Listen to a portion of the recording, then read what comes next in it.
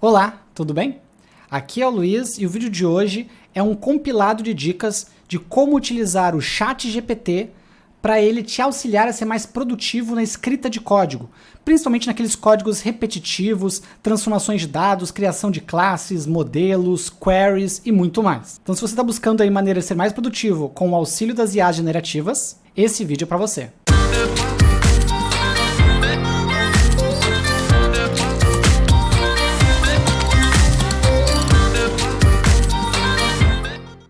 Próximo ponto que eu queria explorar com vocês, imagina que eu estava falando sobre estudo, né? Aqui eu já estou falando de usar ele como ferramenta no trabalho mesmo, no dia a dia. Né? E uma das coisas que eu acho mais legais de utilizar uma IA generativa é a escrita de código. Porque a escrita de código, ela não requer, ela não requer interpretação, né? Ela é muito mais literal, o que eu quero dizer com isso. Eu digo não escrever código baseado numa análise de requisitos, que isso, claro, que exige muita abstração. Eu digo escrever código no sentido de só escrever a tarefa de escrever mesmo, certo? Algo mecânico, certo? E aí eu acho que dá um ganho absurdo em produtividade. Então imagina que você já tem uma especificação e você quer escrever o código daquela especificação. Né? Você já tem, por exemplo, quais são os atributos que uma classe tem que ter, e você só quer escrever o atributo daquela classe. Vou dar um exemplo, tá? DTO e Pojo. Tá? O que é um DTO? Se você não sabe o que é DTO, vocês podem perguntar para o ChatGPT. Né? Estamos com ele aqui. Né? Então, o que é um DTO? Vamos ver se ele vai saber pela sigla. Ó, ele acertou. Como é que ele soube que eu queria um DTO de programação? Porque lá em cima eu disse para ele que eu estou dentro do âmbito de ciência da computação. Um DTO é um objeto de transferência de dados. Tá? Ele é um objeto que você usa ele para pegar, né, os dados do banco de dados, guarda nele e usa ele para transferir ele para um outro lado do sistema. Tá? É um objeto ali para você ficar jogando os dados para um lado ou para o outro. Os DTOs geralmente são magros, né? Eles são burros, eles têm só realmente os campos para guardar os dados. Né? Em Java o pessoal costuma chamar de POJO, né? Que é o Plain Node Java Object, né? Que seriam os objetos ali que é só para colocar dados dentro. E escrever um DTO é uma tarefa extremamente ingrata, porque é um trabalho de robozinho mesmo. Você só, né, olha o campo, escreve o campo, olha o campo, escreve o campo. Né? E a gente estuda programação para fazer coisas mais inteligentes que isso, né, com o nosso tempo. Então você pode pedir para o ChatGPT escrever um DTO para você. Então, por exemplo, se você já tem a tabela do banco de dados, você pode fornecer para o ChatGPT, deixa eu mostrar um exemplo para vocês aqui. Você vai pegar a sua tabela do banco. Peraí que eu vou ter que sair da tela cheia aqui. Aí. Aqui eu estou com o MySQL Workbench, tá? Que é a ferramenta de banco MySQL. E estou com um banco qualquer aberto aqui. Tá? Então imagina que eu tenho este orders aqui. Ó, tá? Então eu vou copiar para a área de transferência o comando SQL de criação da tabela. Tá? Então você pega o SQL da tabela, por exemplo. Tá? Copiei o SQL da tabela. E aí eu vou pedir para o ChatGPT. Me crie, né, a classe DTO em, sei lá, TypeScript, por exemplo, para a tabela de banco de dados abaixo. Então, estou fornecendo para ele aqui o script SQL do meu banco de dados, da minha tabela de ordens, certo? E estou pedindo para escrever uma classe DTO em TypeScript para mim, para essa tabela. Então, lembrando que é um DTO, é para eu pegar os dados da tabela, guardar num objeto, para poder usar ele dentro do sistema, transferindo para algum canto.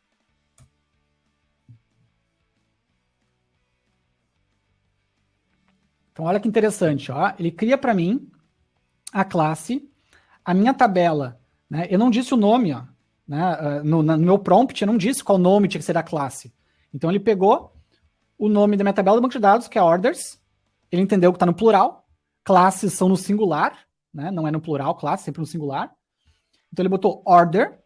E como é DTO, o padrão DTO, se vocês estudarem lá Design Patterns, o padrão DTO, ele sempre termina DTO na classe, no nome da classe. Então tá aqui, ó, order DTO. Né?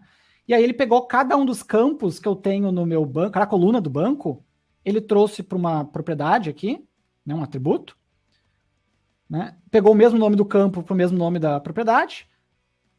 Dentro do que o TypeScript me oferece, ele escolheu os tipos de dados, certo? E colocou tudo como public aqui. Né?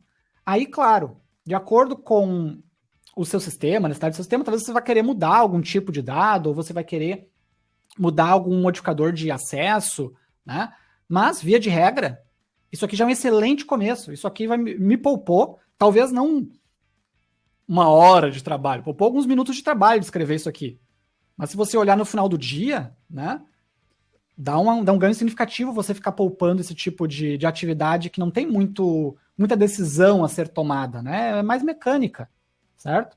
Então você passa a tabela, ele gera aqui para você a classe. Poderia ser uma classe, poderia ser... Por exemplo, um outro caso que os alunos me perguntam, né? Ah, Luiz, eu já tenho um banco. Se eu for usar o Sequelize, eu tenho que criar a especificação do modelo na mão. O Sequelize é um RM do JavaScript, tá, gente? Para quem não conhece. Pô, mas é muito chato lá ter que ficar olhando a tabela, ficar escrevendo a definição do Sequelize e tal. Você pode pedir pro ChatGPT fazer isso para você, né? Então, olha que ele até botou algumas explicações aqui, né, das decisões dele, tá? Então, por exemplo, escreva a definição, acho que a definição está bom, a definição do modelo para Sequelize a tabela abaixo, por exemplo. E daí você coloca o SQL da sua tabela.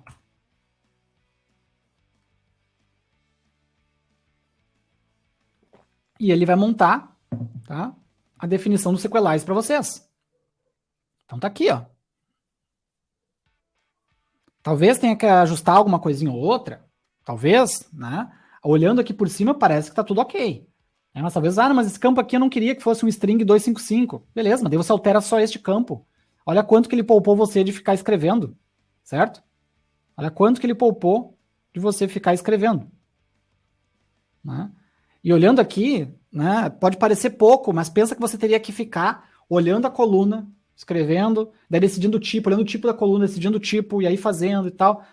Vai uns minutos fácil, né, aqui nesse tipo de atividade. E aí você vai somando no final do dia, né, além de você não ter perdido tempo fazendo coisas que são chatas de fazer, certo?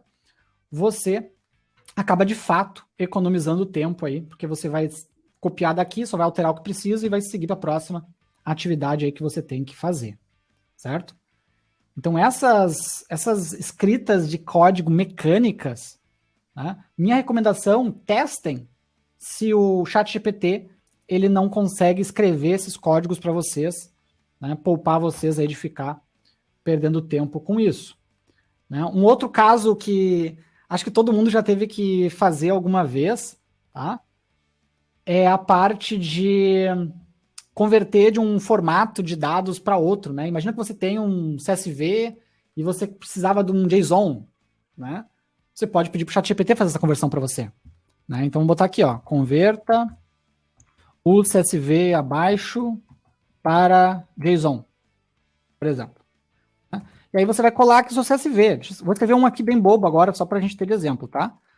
Name, email, UF. Aí você vai colocar luiz@teste.com, UFRS, maria@teste.com, SP. Tá? Só um exemplo bem bobo aqui, para vocês verem que funciona.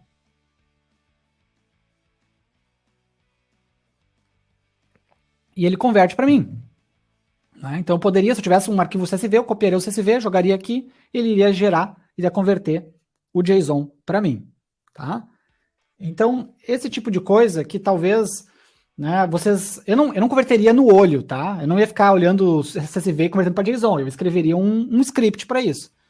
Mas ao invés de você ficar daqui a pouco perdendo tempo escrevendo um script para isso, né, se você não tem isso pronto e tal, e se você não quer procurar na internet uma ferramenta que faça isso, que certamente deve ter, você só joga aqui pro ChatGPT, pede para ele fazer a conversão e ele vai gerar para vocês. E como é uma tarefa extremamente mecânica, que não requer inteligência, tá? A única inteligência que ele requer aqui é entender o que eu pedi, né? Porque o resto é mecânico, certo? O CSV ele tem um padrão, JSON tem um padrão, ele só faz o depara entre os padrões e imprime o texto para a gente, tá bom? Mas aí atire a primeira pedra quem nunca teve que fazer essas tarefas repetitivas e chatas aí, que às vezes tomam um bocado de tempo da gente, né? E mais do que isso, tomam a nossa sanidade, né? Que a gente fica chateado, né? Entediado fazendo esse tipo de tarefa aí repetitiva. Beleza? O que mais? O que eu separei aqui mais? Parte de consultas. Parte de consultas é legal, né? Tanto DDL quanto DML, né? O que é DDL, Luiz? Luiz falou grego aí. A gente pode perguntar para o ChatGPT, né? O que é DDL? Vamos ver se ele vai saber DDL sem eu dar o resto do contexto. Olha aí, acertou. DDL é Data Definition Language, né? DDL são os comandos SQL para você criar as tabelas do banco, certo? Então, ela está dando os exemplos ali embaixo, né? Então, você pode pedir para o ChatGPT gerar o DDL para vocês. Então, imagina que você tem o caminho oposto, né? Antes eu tinha a tabela e eu gerei algo a partir da tabela, né? Gerei uma classe, por exemplo. Você pode fazer o caminho oposto. Eu tenho uma classe e aí eu quero gerar a tabela dessa classe. Deixa eu pegar uma classe qualquer aqui na minha máquina para servir de exemplo. Então, aqui eu estou com o Visual Studio Code. Deixa eu abrir um projeto que tem uma classe. Esse aqui, protochain, lib, block. Ó, esse aqui, por exemplo, tá? Isso aqui é uma classe em TypeScript que representa um bloco na blockchain. Então, estou copiando esse cara aqui. Me crie o DDL da tabela, de uma tabela, para a classe abaixo.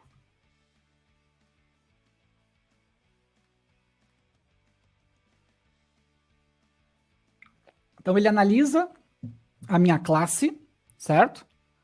E gera o SQL para criação da tabela, né? O SQL é apropriado para criação da tabela que eu poderia salvar os dados daquela classe.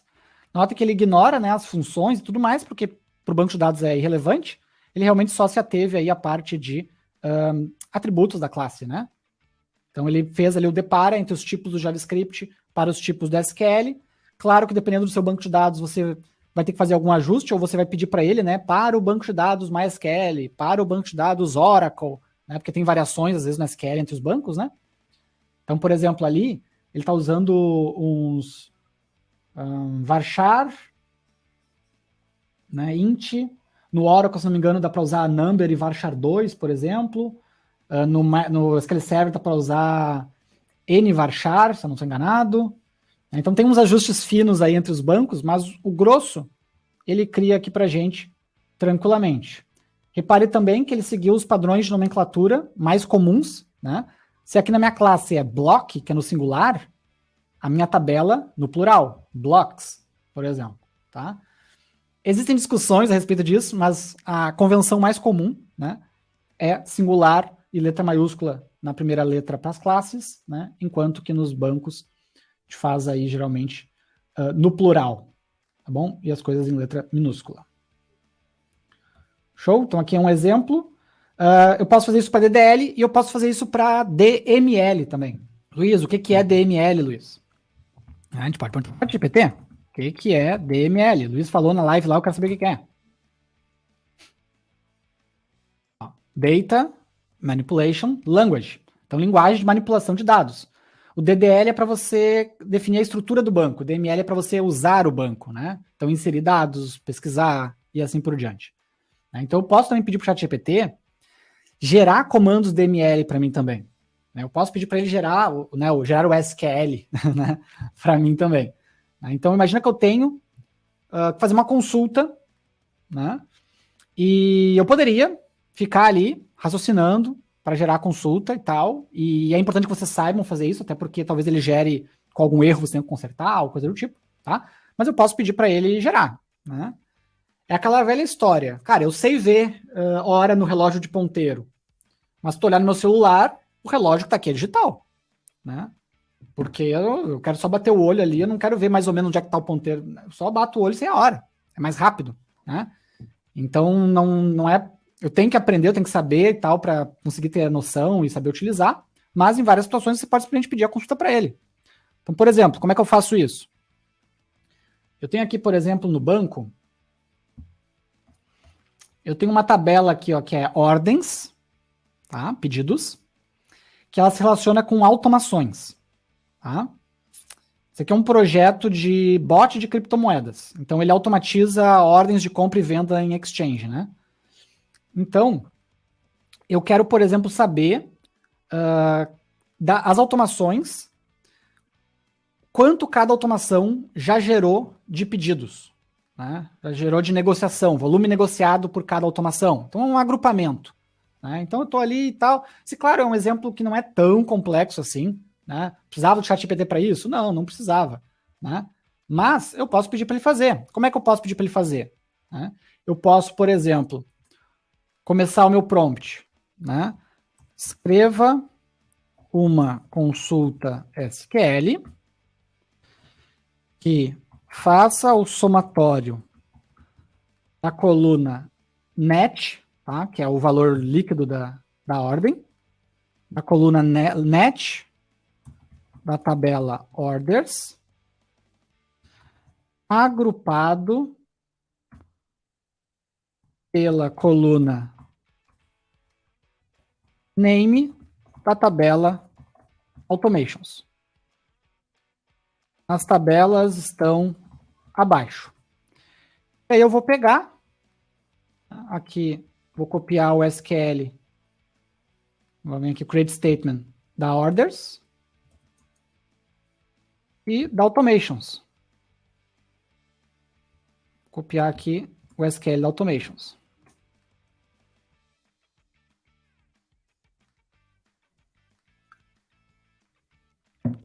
Então tá ali, ó, ele me deu qual SQL que eu posso estar utilizando para fazer o somatório, né, do volume negociado por cada automação. Tá bom? Claro que isso aqui não é uma consulta complexa, talvez vocês resolveriam até mais rápido isso do que fazendo o processo que eu mostrei. Eu tô mostrando a ideia para vocês de como vocês podem estar solicitando consultas para o banco de dados, né, de vocês, para o ChatGPT em cima do banco de dados de vocês. Tá bom? Então a gente passa ali as estruturas das tabelas e deve fazer exatamente com os nomes, fazendo os cruzamentos e tudo mais, né, que são possíveis aí. Tá? Então você consegue estar utilizando dessa forma aqui também, uma forma aí bem interessante.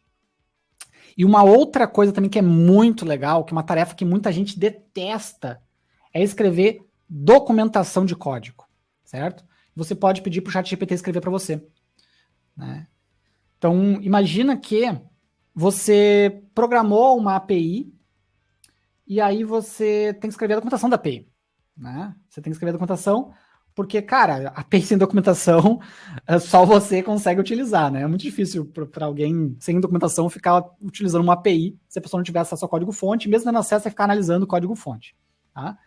Então, aqui, por exemplo, eu tenho um exemplo de API aqui nesse projeto, que está aqui, ó.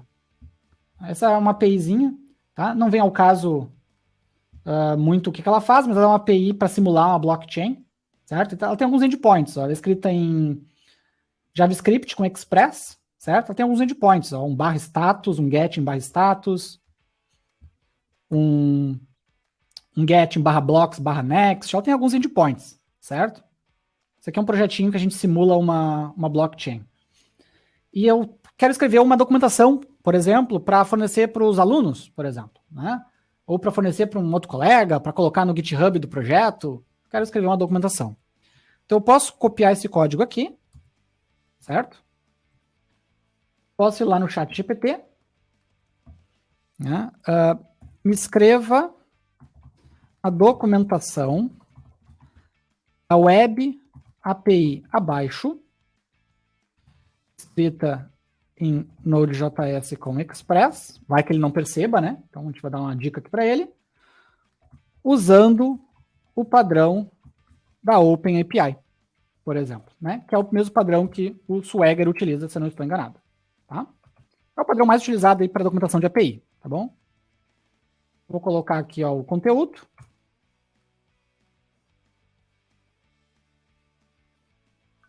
E tá aqui, ó.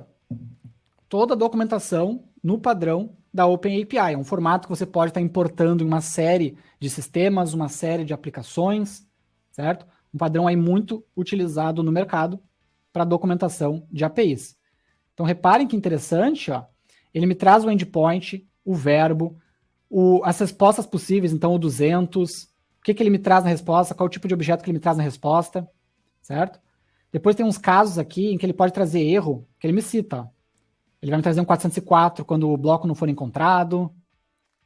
Então ele mapeia não somente o cenário de sucesso, né, como ele me traz também os cenários de falha, tudo documentado, tudo bem direitinho, pronto para vocês estarem utilizando nas ferramentas que vocês publicam, as documentações de vocês, certo?